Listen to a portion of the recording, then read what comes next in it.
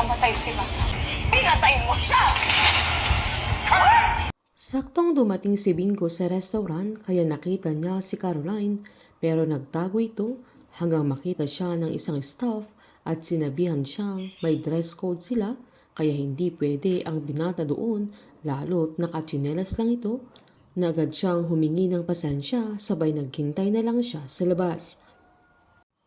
Tinanong naman agad ni Caroline kung saan nakatrabaho ni Annie ang mama niya na pinaliwanag naman ni Annie na ang naaalala niya ay may building si Divine na pinapatay niya para sa food business niya kaya agad tinanong ng dalaga kung nag-uusap sila sa mga panahong yun nang saktong may tumawag kay Annie kaya kailangan niyang sagutin na sakto namang tumawag si Sherwin upang ipaalam na pinalaya na ng mga tauhan nila si Pato sabay nagpaalam na siya kay Caroline dahil may kailangan pa siyang asikasuhin sabay sinabihan niyang kung may kailangan pa siya ay tawagan lang niya yung assistant niya na si Yaya Lynn sabay sinabi pa niyang ikumusta siya ng dalaga kila Gina at Cindy.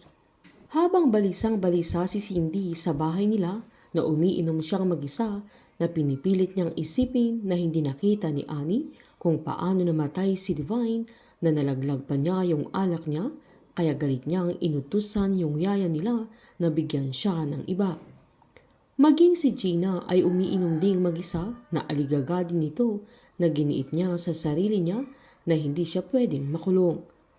Sakto namang tinawagan siya ni Cindy na nagsisisihan sila sabay sinaad ni Gina na hindi siya nakatulog dahil sa mga sinabi ni Annie na hindi nag-suicide si Divine at nakita niya kung sinong pumatay kay Divine.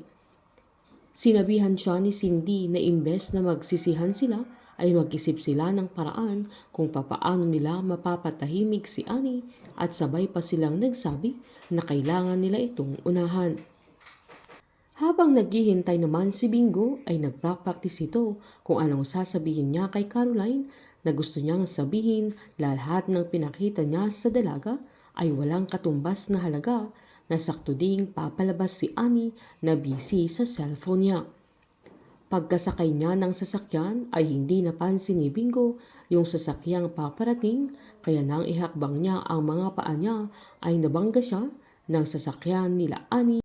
Kaya agad bumaba yung driver niya at pinagalitan niya ang binata na hinusgahan pa niya si Bingo na modus lang ngayon pero hindi agad makatayo si Bingo dahil may iniinda pa siya dahil sa pagka-aksidente niya dati.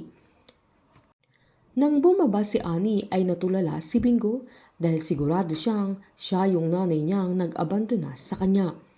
Hindi naman siya nakilala ng nanay niya na binigyan pa siya ng pera at sinabihan niya ang binata na magpa-check up sabay tinanong niya kung tumama ang ulo niya na sinata pa siya ng driver niya na baka snatcher si Bingo pero tinulungan pa din niya ang binata na wala nang magawa si Bingo at hindi din siya makapagsalita dahil na aftershock ito sa pagkikita nilang mag-ina sa hindi inaasang pagkakataon na si Caroline sana ang sadya niya at hindi niya alam na nanay niya mismo ang kikitain ng dalaga. Habang agad namang nag-text si Caroline kay Jersey na tama ang hinala niya na may alam si Annie tungkol sa mama niya at kailangan niyang makilala pang lubusan si Annie.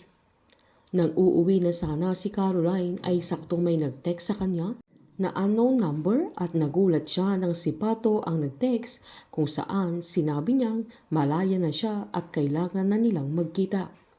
Agad tinawagan ni Caroline yung number na nag-text sa kanya at si Pato ang nasa kabilang linya kaya agad niyang tinanong kung asaan siya at dali-dali niya itong pinuntahan.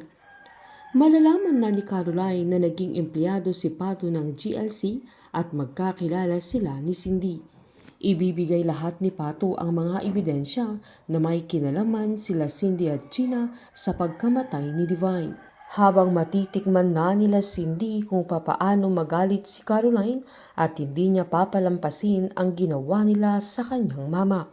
Painit ng painit ang mga tagpo, sabay-sabay po nating subaybayan ang advance episode ng Can't Buy Me Love dito po sa aking channel. Patuloy lamang pong manood at mag-subscribe para ma-update po kayo sa mga susunod na episode. Marami pong salamat.